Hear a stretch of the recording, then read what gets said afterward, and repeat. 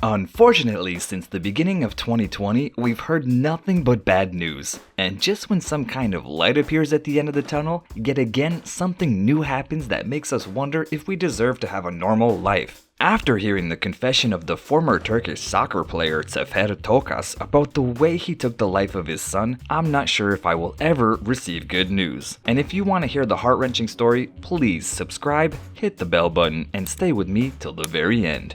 Alright, at the very beginning, I must warn you guys, if you have a weak heart or for whatever reason you feel sad, leave this video right away and watch other fun stuff, because if you're eating something, put it down and leave it, trust me. You can get to that later. And if you have kids around, go somewhere quiet or make sure that you have your headphones on and have some tissues close by and come with me for this ride. It turns out that this weekend, the Turkish authorities arrested Cevher Toktas, the former player of the Turkish club Bursa Yıldırımspor, after he gave himself up. And I say former because it seems like after he confessed to his infamous and abominable crime in great detail, he's going to face life in prison. But what exactly did he do? Kasim was the name of the 5-year-old son. Believe me, you're not the only ones who are feeling disgusted by this story. I felt the same thing the whole time I was reading about it, and even now when I'm narrating it for you. But why would a father do such a thing? It turns out that the 32-year-old former player wanted to take advantage of the pandemic that's been happening since the beginning of this year. After Toktas ended the life of his son, he tried to deceive the health authorities by telling them that the minor had been the victim of the COVID-19. Fortunately, however, life makes us believe that there's still a little hope for humanity because according to the reports, the tests carried out on the little boy tested negative for the virus, and it was then that the heartless Toktas had no choice but to confess for his inhuman crime. According to the information provided by CBS Sports, it was Toktas himself who decided to turn himself into the authorities on May 4th, 11 days after the event happened. That was the time when, with a cold heart, Toktas confessed how and why he decided to cowardly end the life of his own son.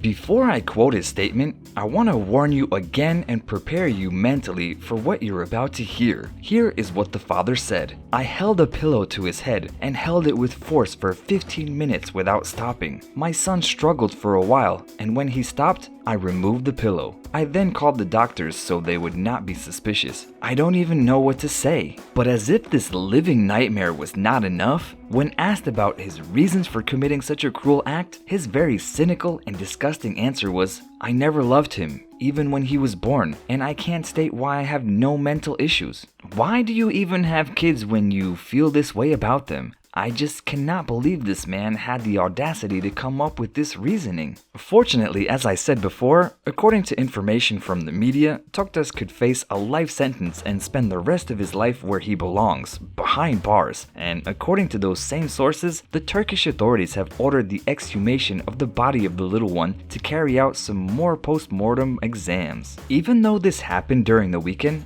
I'm still shocked. It is beyond me how one can just easily do such things and blame it on not liking the kid, saying he doesn't have any mental problems. Honestly, I'm just speechless. So sorry you guys if this one hit you really hard. I mean, it's just part of the job. So tell me, what do you think about this whole story? Do you think the dad deserves to stay alive? Let's talk about this in the comments, and please remember to like, share, and become part of our Curious Sips family by subscribing to our channel. And also, don't forget about our Instagram account. So see you guys next time.